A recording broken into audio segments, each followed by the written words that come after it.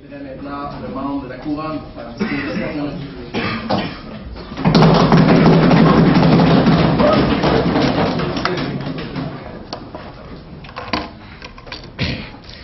Merci, messieurs les présidents, chers membres de l'Assemblée.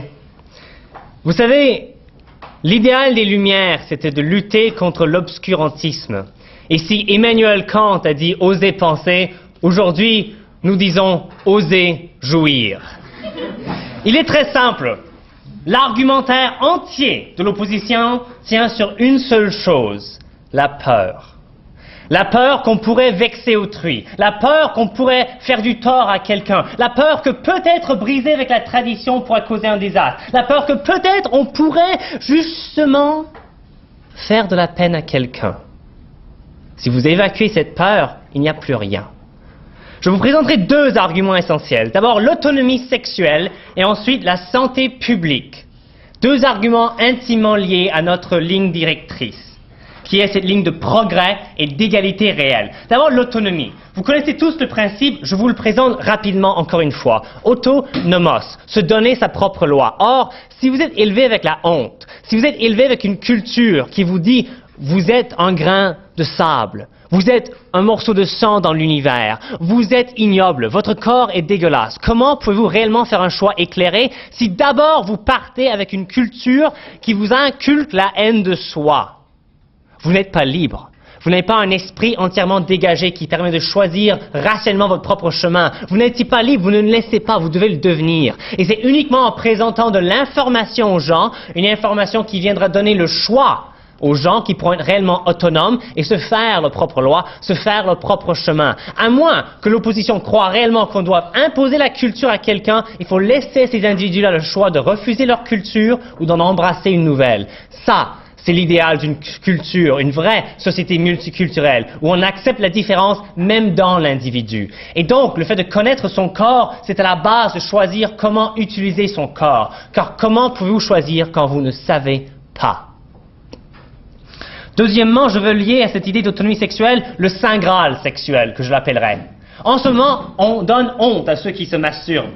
Celui qui fait une conquête sexuelle, c'est un héros. Il a conquis le Saint Graal. Voilà, bravo, vous avez conquis un autre. Mais la masturbation, c'est sale, c'est minable, c'est péjoratif, c'est tout seul, c'est l'isolé, c'est le rejet, c'est le marginal. Il y a ceux qui n'ont pas de copines ou de copains qui se masturbent. Nous voulons éliminer ce tabou pour que justement les gens se sentent libres de pouvoir jouir de leur corps et non pas honte et ne se disent pas que c'est une solution de rechange, mais que réellement être libre, c'est aussi s'affirmer comme on veut. Car une autonomie réelle, c'est pouvoir faire fi des coutumes et décider pour soi-même, même à l'encontre de ces normes culturelles. Je prendrai votre question par après.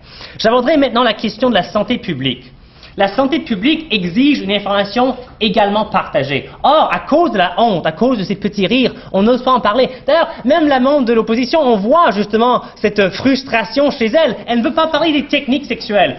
Est-ce qu'on se masturbe lentement? Est-ce qu'on se masturbe rapidement? Et comment le fait-on? On voit déjà qu'on a peur, on ne veut pas en parler, on crée des mini-sphères isolées d'informations où des idées totalement erronées et dangereuses pour l'être humain circulent librement parce qu'on a trop honte de demander la question. On a trop honte de s'informer. On a peur. C'est l'obscurantisme, le mystère. Oui, Dieu fonctionne de manière mystérieuse. Merci. On a vu le jésuite qui arrive déjà et la longue robe noire. Non, l'idéal des Lumières, c'est la libération par l'information. Mesdames et messieurs, la libération par l'information. Car décider, c'est d'abord connaître. Donc, cette santé publique doit reposer sur une pleine connaissance qui ne sera pas gênée. Oui, je prendrai votre question. Comment avez-vous pu décider que vos informations sur la sexualité étaient nécessairement les meilleures? Merci. Donc, on voit encore une fois la position de l'obscurantisme. On nie la science. Voilà. Très bien. Maintenant, je reviens et je vais démolir cet argument, cette tyrannie des racines, le multiculturalisme. Le multiculturalisme suppose le partage d'un espace commun. On veut la ghettoisation de ce côté-là. On enferme ceux avec l'islam ici. On enferme les chrétiens. Vous venez d'Afrique, vous devez vivre avec des Africains, être Africains. On ne donne plus le choix. On les ghettoise. Vous êtes tyrannisés par vos racines. Non. Une société multiculturelle, c'est une société où en se joignant à cette société, on peut faire le choix. Et grâce à cette information commune, une langue commune, une éducation commune, des valeurs communes, on s'intègre et on peut devenir, peu importe d'où l'on vient et d'où vient notre famille, on peut devenir membre à part entière et être libre. Ça, c'est la liberté. Le reste, c'est la tyrannie des racines, c'est la lourdeur de l'histoire, c'est être emprisonné par le geste de ses parents. Donc, ce multiculturalisme, appelez-le ce que vous voulez, de la ghettoisation. Deuxièmement, on parle des complexes. Vous ne pouvez pas me dire, et notez-le bien, messieurs et mesdames les présidentes, justement l'idée que les femmes peuvent être complexées par l'anorexie, mais non, les femmes ne sont pas frigides, il n'y a pas de peur de la sexualité. Non, soit que la femme est confortable avec son corps, soit qu'elle ne l'est pas. C'est deux extrêmes mutuellement exclusifs, mesdames et messieurs. Soit qu'on a peur de son corps, soit qu'on a honte, soit qu'on se juge, ou soit qu'on se libère. Et si vous voulez être libéré, vous devez être capable de vous regarder et justement de savoir que votre corps, c'est votre essence la plus intime. Et si vous n'êtes pas capable de la regarder, on ne pourra jamais vaincre cette inégalité des sexes. Alors, cette idée de complexe, c'est encore une fois que les mêmes munitions de l'obscurantisme, la peur. On pourrait les blesser. Vous savez quoi? Déjà, et vivre dans une société remplie de magazines, de cinéma, les complexes viendront déjà. Ce n'est pas l'ajout de la masturbation, c'est quoi que ce soit, c'est juste la libération. Je reviendrai à cette idée que les femmes, justement, le travail. C'est pas la panacée, on veut résoudre le problème, justement, de l'obscurantisme sexuel. Pas la parité salariale. On peut rester sur le sujet, je vous en prie.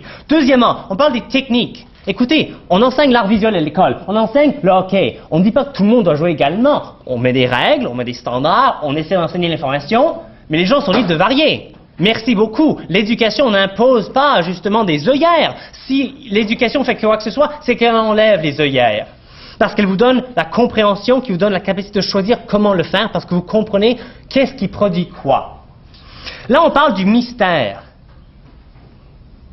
Dans l'ère de la pornographie à grande échelle, vous parlez encore du mystère sexuel? Mais vous ne connaissez pas Google. Mais franchement, il faut se demander une simple chose. Est-ce que vous croyez, demandez-vous, est-ce que vous croyez réellement que leur mystère va durer? Est-ce que vous le croyez? Ou est-ce que vous croyez que leur mystère va seulement durer assez longtemps pour blesser le développement de quelqu'un qui devra passer le reste de sa vie à se rattraper? Voilà la question. Je ne veux pas de ces mystères-là, je veux la vérité. Et là, on parle justement, bon, on n'est pas là pour les forcer de faire quoi que ce soit parce qu'on veut une certaine liberté. Écoutez, l'éducation même, c'est une contrainte. Alors, on a deux visions très claires aujourd'hui. On a les lumières. On veut libérer les gens et leur donner une autonomie où chacun puisse se réaliser et justement s'affranchir par sa connaissance. Nous avons l'obscurantisme. Eh bien, je vous le répète, mesdames et messieurs, osez jouir. Merci.